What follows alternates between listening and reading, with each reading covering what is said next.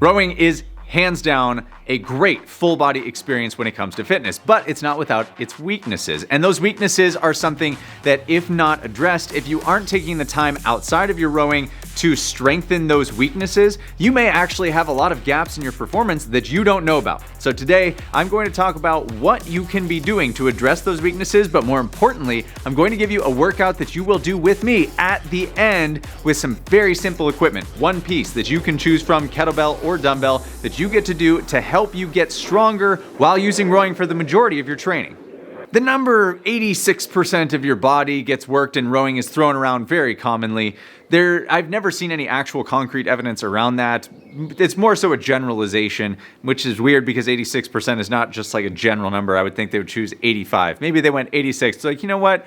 If we say 86, they'll just believe us. But the point is that there are weaknesses in the way that the rowing stroke moves inherently. Again, we cannot be creating the same force application in all directions through the stroke. And so those weaknesses end up setting us up for having weaknesses in our everyday life if we aren't compensating with other training. So while you may love rowing 5 days a week, maybe it's worth it to take one of those days back and apply it to a different type of fitness so that you don't see injuries, repetitive stress injuries, for example, and also so that you don't develop these glaring weaknesses in your body, in your performance, and you can really encapsulate that all-around wellness that comes from the amazing movement of rowing. If this is your first time here, welcome. I'm Shane Farmer, and this is Dark Horse, where you build the life that you want to live, and we just happen to use rowing to help you get there. As I see it, there are three main areas that the rowing stroke just simply cannot really help you with. In small ways it can, but not to really develop fitness in these areas. So let's cover those three areas and movements that would help you to address that weakness.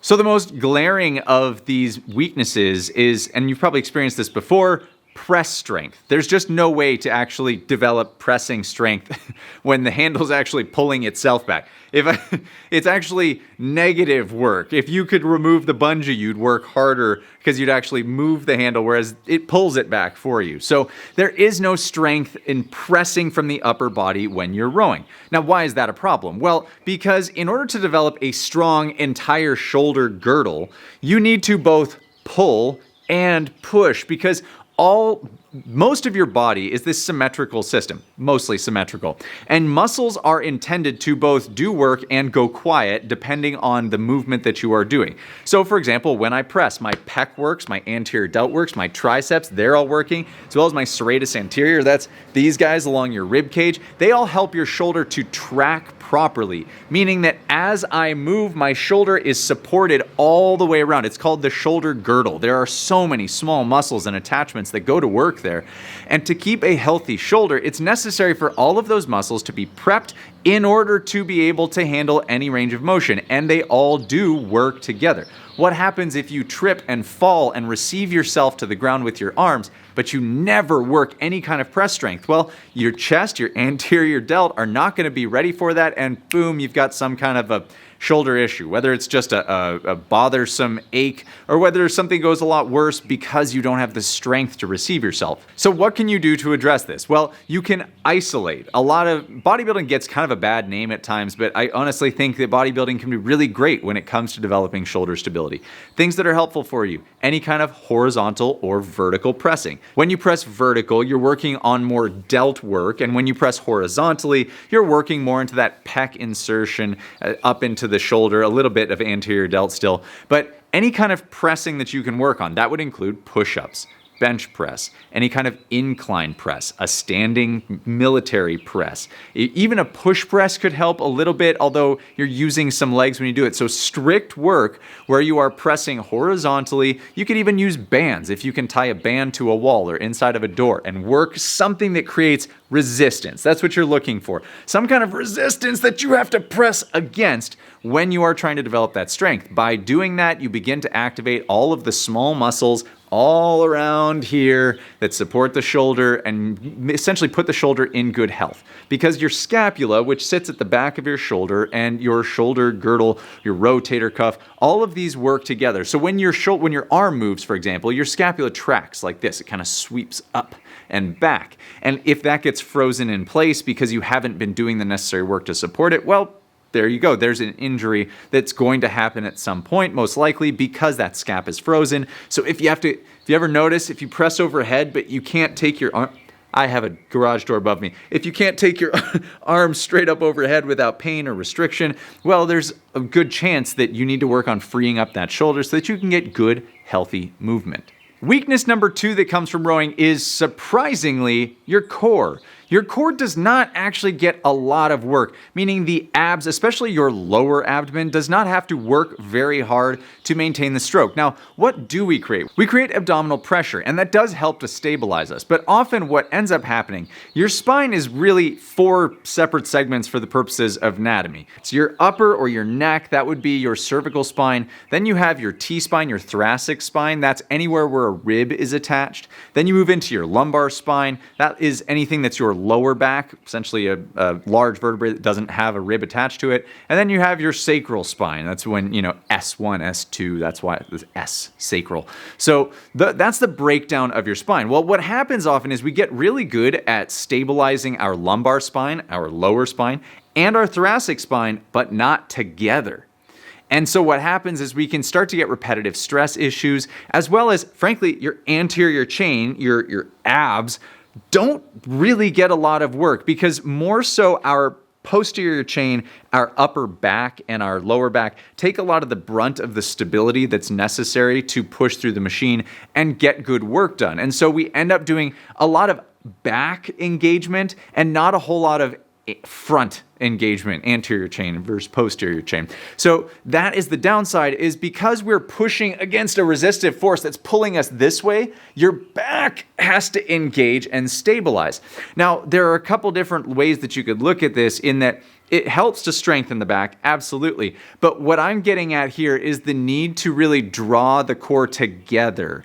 So it's not so that we don't really work the abs, but it's that we aren't working the connection of the abs, meaning the ability to lock lumbar and thoracic spine together so that the trunk moves as one unit. That is an inherent weakness to the stroke, and often something that people don't even recognize that they're doing, but can create issues down the road. So what are good things to try and improve that anterior chain strength? Well, you can obviously work on ab work, but I'm not advocating sit-ups so much as I am something like a gymnastics hollow hold. And that would be where you are working on gluing the rib cage down to the lumbar spine or your abs. The ability for you to move without those two things separating. And that's where you lay down on the floor, ribs come up off the floor, feet come up off the floor, and you try to maintain just connection through the lower back on the ground. That's a great way of developing that. Another way of developing that core stability is through sandbags, and I love sandbags for this purpose, is because when you have to pick up a heavy load and carry it in your front rack, now here's where the confusing part goes in. Your upper back does have to work to stabilize, and that's kind of the upside, and that's almost the point of it. You take that load and you put it in your front rack, and as soon as you have to stabilize here, well, the whole body you have to draw it into you, and your back has to work. And so you get both anterior and posterior chain working together to really hold that thing solid. And so that's why I'm a big fan of, you can talk Zercher squats if you've got a barbell. If you don't know what that is, don't worry about it. You can do a sandbag loaded walk in your front rack if you just want to walk a heavy sandbag around the block. That's a great way of being fit. So that is one of the weaknesses. That's the way that you can address it. But more importantly, we'll get to what you should be doing inside of this workout at the end. And the third weakness that comes from rowing is we just don't hit much of that lower posterior chain. So I know I just said that the upper posterior chain gets a lot of work, but very rarely do we get good hamstring and good glute work done, meaning your butt. We don't get a lot of that work done when we're rowing because it's inherently quad dominant. You create initial connection through the ball of your foot, which activates calf and quad, and then you finish the stroke generally with the whole foot down. And as soon as that heel starts to plant, that's when you start to get posterior chain activation, right? Glutes working to do the work. But the problem is the majority of the stroke is really happening from that leg drive into that hip connection. And then when you start to get into that hip connection is when you start to get that upper back engagement. And often the glutes can kind of fall behind. They can get left in the past. The parts that need working, they just don't get the work done because you so quickly move through the range of motion and you don't get the strength benefits of strong glutes. And strong glutes and hamstrings are the biceps of the legs. If you could develop any muscle in your body, developing strong hamstrings is a really great way to go. And also great glutes. I mean, who doesn't want great glutes? In fact, in my own training lately, I've been doing a lot of work single leg in order to try and activate my glutes because I know that's a weakness of mine, as it may be for you, without really realizing it. And at the end of the day, if you can develop strong glutes to help compensate for strong quads, well, again, we come back to that symmetrical system. Strong quads are going to support strong glutes. If one gets really weak and falls off, well, then that other system is going to start to take over. And again, that's where you run into repetitive stress. If you don't have strong glutes to balance out strong quads, well, you're going to run into problems because the body stops being symmetrical and starts leaning into the one area that always gets worked. And that's why being a multi-sport or being multi-adventurous in your life can be so good for you, is because when you do other things, if you love to row, but you're also into hiking and you also swim, you develop all of these other ways of moving that mean that you are not just a one-track kind of person, and with that comes all the different activations that come with your body. So what movements can we do to try and strengthen our posterior chain lower half? Well, deadlifts, easy one. If you don't know how to do deadlifts though, because those can be quite intimidating, you can do things like squats, although squats tend to be a little bit quad dominant. So this is where I love the single leg work. And this is where you can take dumbbells, kettlebell, you can do split squats, you can do single leg Romanian deadlifts, which is simply keeping one leg slightly bent and just hinging at the hip and bringing a load to the floor. You can do death marches, you can do glute bridges.